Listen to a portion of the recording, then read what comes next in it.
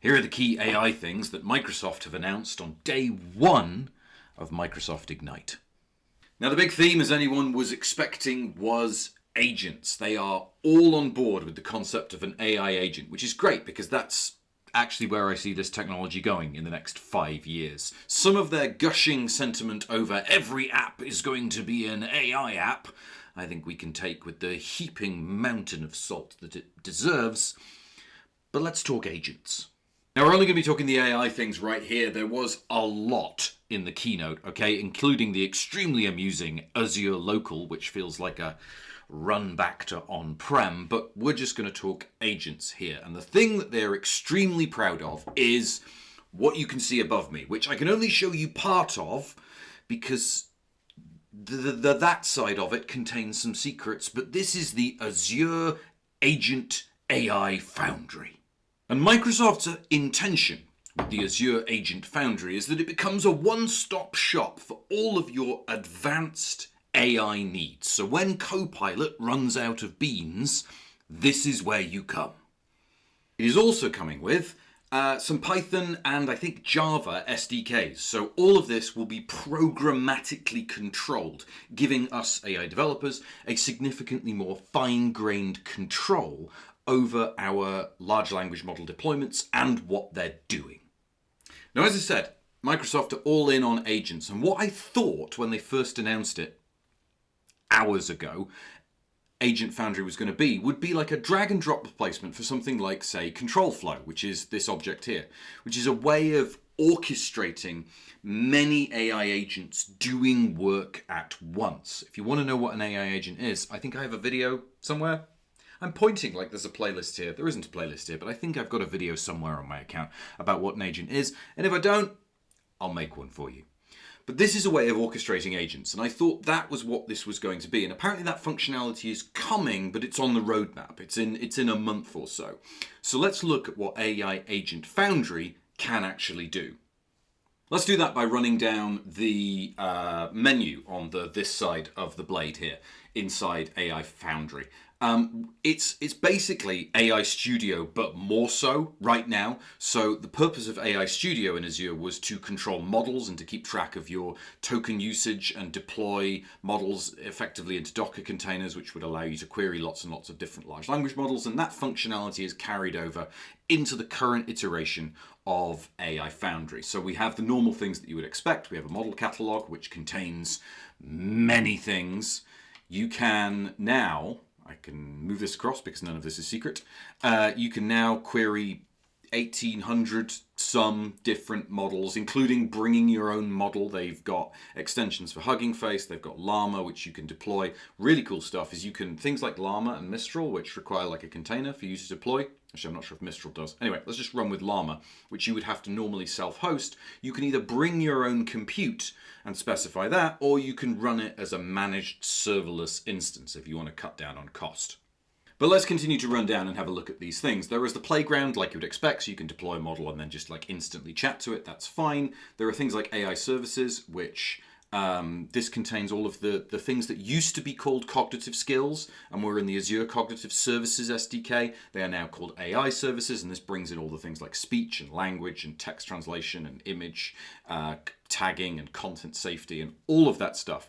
That is now here. We're going to skip over code because that's not as well built out right now as it could do, but the exciting thing is that they have brought a new functionality to fine-tuning. Now, fine-tuning, you will remember we used to use that to adapt models to give them specific information. So if there was like business logic that business information that you wanted to put into your large language model, you would use fine-tuning, and you do that by giving it lots of prompts and lots of responses, and you divide that into a training and a test set, and then you would be able to fine-tune your model to tell it to, say, never talk about your competitors or things like that. What they have now done is come up with a thing called distillation, which actually is not even on here. I don't have access to this feature yet. But distillation is using a large language model to generate those prompts and responses and allow you to moderate the sentiment of the prompts and responses. And that gives you a much, in addition to you getting for free basically a huge data set to fine tune your model from, it also allows you to moderate things like sentiment. Because in the bad old days of fine tuning, what we would do is we would give it a prompt and a response, and then we would monitor to see if it actually came up with that exact same response. Now in distillation, we can use a large language model to just go like, did it kind of get the gist of it? Is the sentiment of its response correct? And so fine tuning should now be one of the things, I think, because of distillation, that we just now do all of the time. This is going to be very easy for us to do. I'm going to skip down to tracing because let's talk about what's new. Tracing is adding graphical interfaces on top of log analytics workspaces to show you how your large language models are working throughout your stack. So this is bringing Copilot-like traceability. So in Copilot, you can set off agent chains and you can set off large language models in flows, and you can monitor and debug those flows as they happen. This, I haven't got it working yet because it's literally hours old, is going to bring graphical interfaces on top of workspaces, as I say, which will allow you to see a little bit like, well, what they're aping here obviously is LangTrace.